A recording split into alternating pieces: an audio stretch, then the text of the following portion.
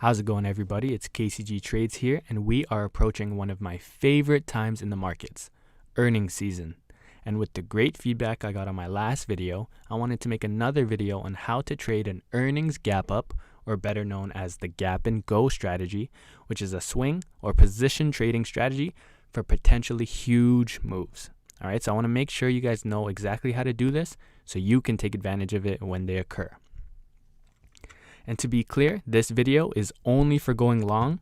This also works on the sell side for stocks that gap down on earnings, but I won't be talking about that today. This method is not for buying stocks before an earnings announcement, as it is very risky and you want to wait until after the company announces earnings to get in on the following day. Holding stocks prior to earnings is usually a 50-50 chance, and the only time you should do it is if you are already investing in the stock and you have a strong cushion where you can withstand a potential drawdown. And just a quick disclaimer, you can pause the video and read it here. Let's just get right into it.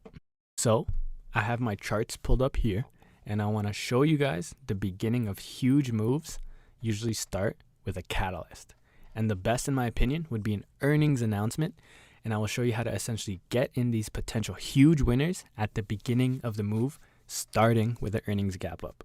Now I'll actually show you 5 examples I pulled up here, starting with PayPal.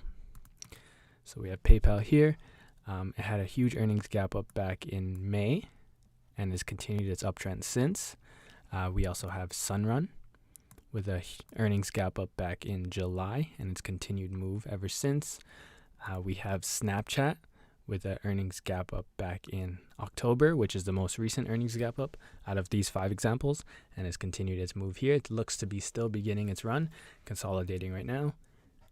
We also have Twilio, which was one of 2020's biggest winners. We have an earnings gap up here in May and continued run ever since.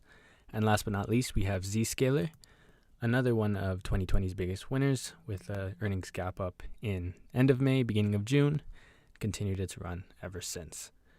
It definitely helps that the market has been cooperative with these earnings gap ups. So please bear in mind how the market is before investing and trading these earnings gap ups, as a cooperative market will definitely help your success rate. And with these 5 examples, I'm going to show you my trade criteria on how I would buy, how I would sell, and basically my rules towards trading these earnings gap ups. So here are my rules and criteria for an earnings gap up. And like the title says, we'll never be able to sell the top, but we can definitely capture a bulk of the move. And in terms of my criteria, there are many different ways to trade this, and this is just the way I do it, as I found success in it. And I actually learned this strategy from Trader Stewie and his private trading group, but he does do it a little bit differently. So I just basically took some of his methods and came up with my own style. So feel free to do the same. Number 1 would be a gap up into or near all-time highs. But before this, even first and foremost, we want to make sure that the stock had a good earnings beat and not an outlier earnings due to a possible one-time event. We want to make sure that the stock truly signifies strong performance with revenue and earnings. Once we have that and we have an earnings gap up into all-time highs, it's a beautiful combination. I truly prefer a gap up into all-time highs, but sometimes you can't always get that. The main reason I prefer it is because you don't want any stock with overhead resistance. When a stock gaps up into new highs, it is much easier. It has a much easier path to continue to the line of least resistance, as Jesse Livermore would say, which would be up. So number 2, we want huge volume pouring in aftermarket and pre-market trading. So once the earnings are announced, usually aftermarket, you want to see huge volume pouring in, and the next day you also want to see huge volume pre-market. This solidifies the move is legitimate and that real buyers are stepping in, and it's not just one person bidding up the stock. So number 3, you want to see huge volume at the beginning of the day with not much selling. And at the end of the day, you want to see it have huge volume, and even better if it's at the highest volume day ever in the stock's history, even higher than the IPO. Once we see volume higher than the IPO day, this is how we know that real institutions are showing their footprint and they're buying this stock. Now, once the first 3 criteria is met, obviously besides the end of day volume, of course, number 4 would step in.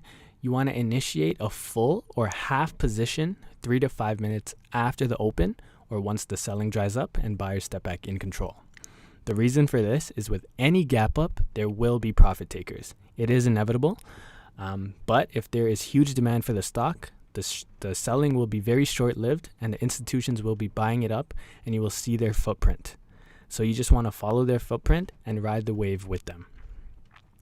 But this doesn't always happen, as some stocks just don't have that institutional power behind them, or they just get hit with too much selling. So number 5 would be, if new lows are made after 10 a.m. on the gap up day, sell, as something is definitely wrong and it may want to possibly fill the gap. All right, so we don't want to be part of the gap filling process. We want to be in and we want the stock to move up as soon as we get in. Now for number 6, and this is the ideal scenario, once we enter, the stock begins to make its move upwards and make new highs. We want to put a stop loss at the low of day and 50 cents to $1 below the low of day, just to give it some room.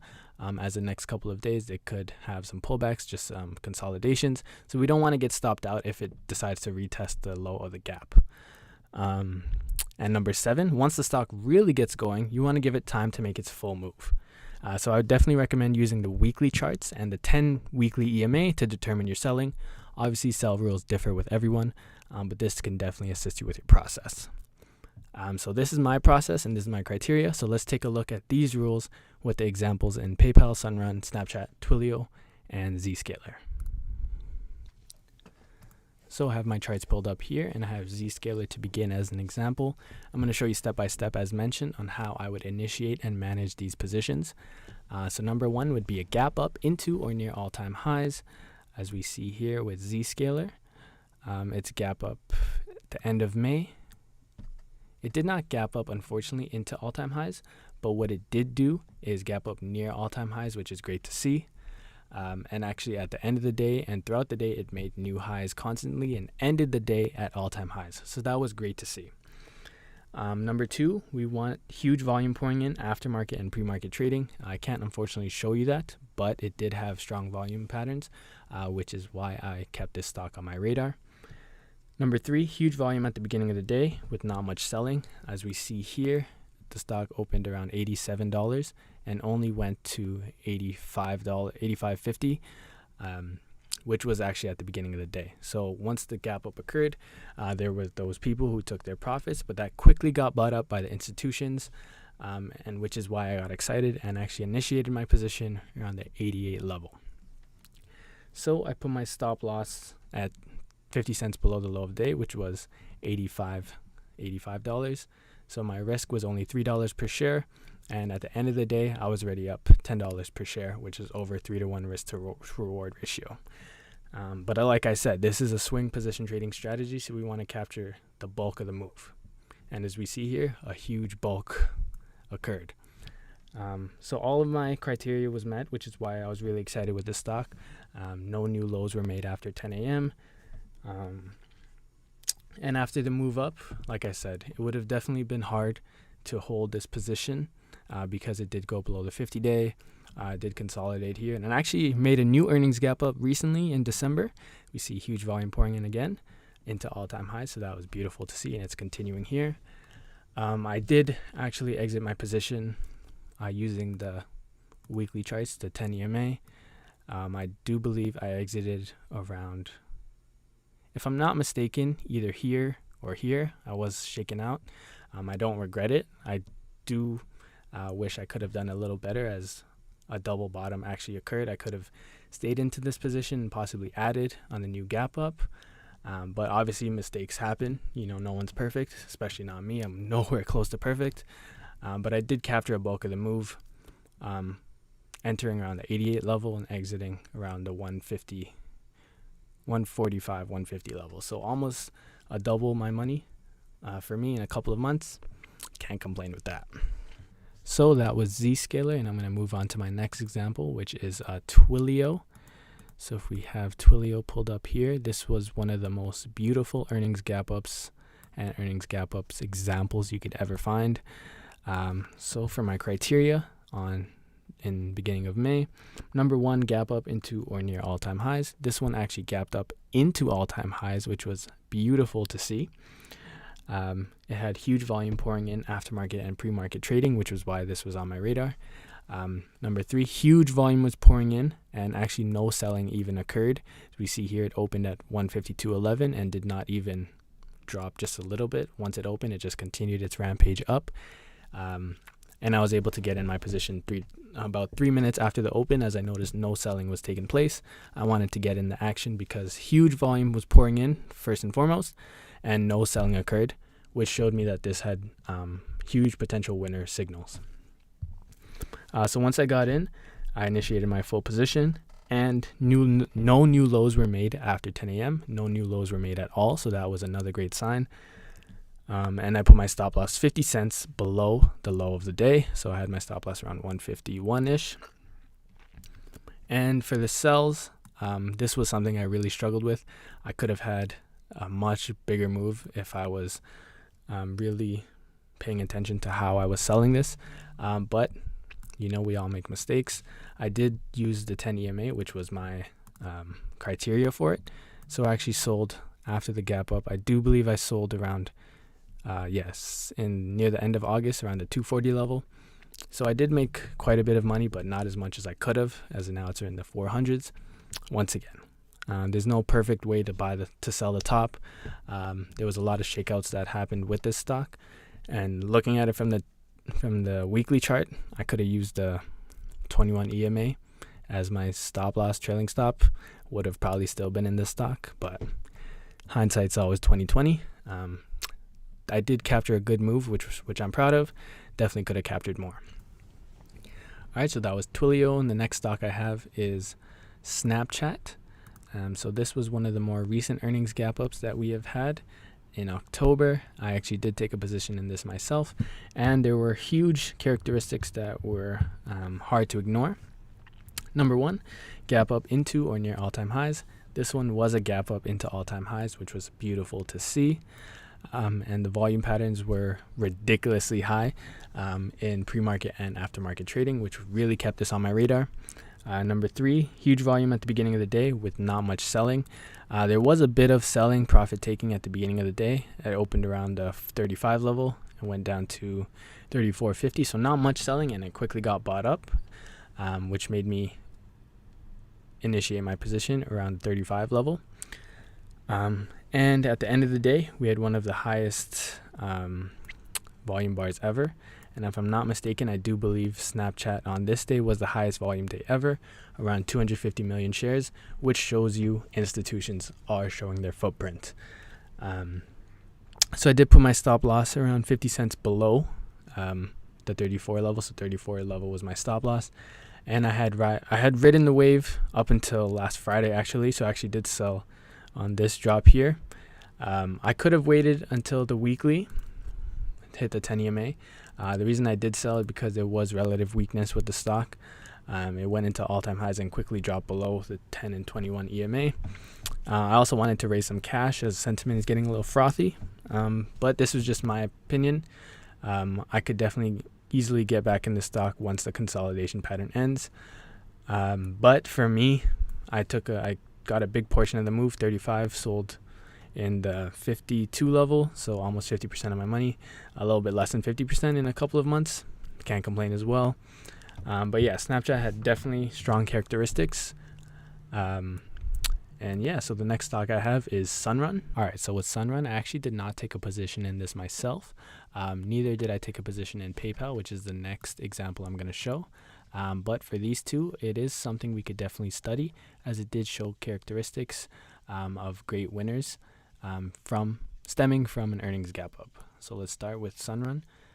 Number 1, gap up into or near all-time highs. This one gapped up beautifully into all-time highs. It did sell off a little bit throughout the day, near the end of the day, but it did recover the next day, so this is great to see. Obviously, we can't see the volume pouring in during pre-market or after hours, but we do see here, based on this volume bar, that it was heavy institutional buying. This was at the time the highest volume bar of the stock's history, so that was great news. What we see here is not much selling throughout the day. As we see here, it opened up around the 24 level and only gave back about 50 cents, but that got quickly bought up. So if we were in this, we would actually buy around the 24-25 level with a stop loss around the 23 level, and just let it ride. This was definitely more volatile than other stocks, but we could still use our sell rules to keep us in the position. Now, actually, while I'm making this video, I'm realizing that possibly the 21 EMA is the best scenario for holding these stocks that have a huge run with their earnings gap up. As we take a look here, if we just use the 10 EMA, if we use the close below a 10 EMA, we would have actually been stopped out around the 58 level. Still a pretty good gain, but if we use a close below the 21 EMA weekly, we would have still actually been in this stock, which is a much higher gain. I'm actually noticing this as well with Twilio. As we see here, Twilio 21 EMA close, you still would have been in this stock. Snapchat still would have been in this stock. Zscaler still would have been in this stock. It did go below the 21 EMA, but it did not close below the 21 EMA. So this is something I'm actually going to add to my notes, because this could be something to pay attention to for you to potentially hold big winners for a longer period of time and capture a bigger bulk of the move. So the last stock we have here is PayPal, another stock that I did not actually take a position in, but another stock we could definitely learn from, as it had a great move stemming from its earnings gap up. So let's just dive into it. Number one, a gap up into or near all-time highs. PayPal did gap up into all-time highs and closed near the high of day, which was beautiful to see.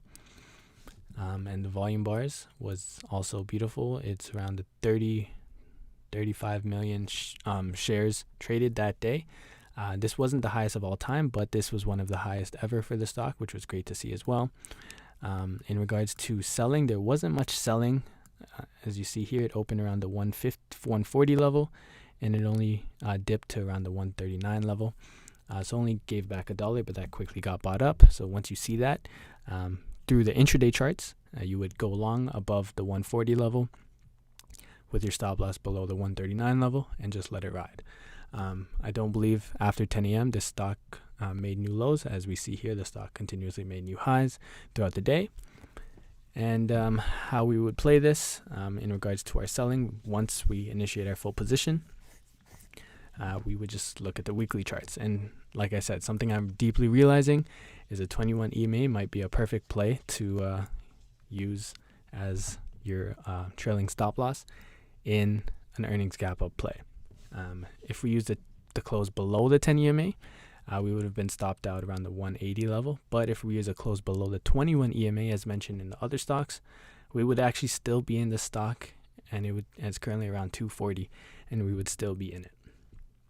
So this is, like I said, something we could definitely take into consideration.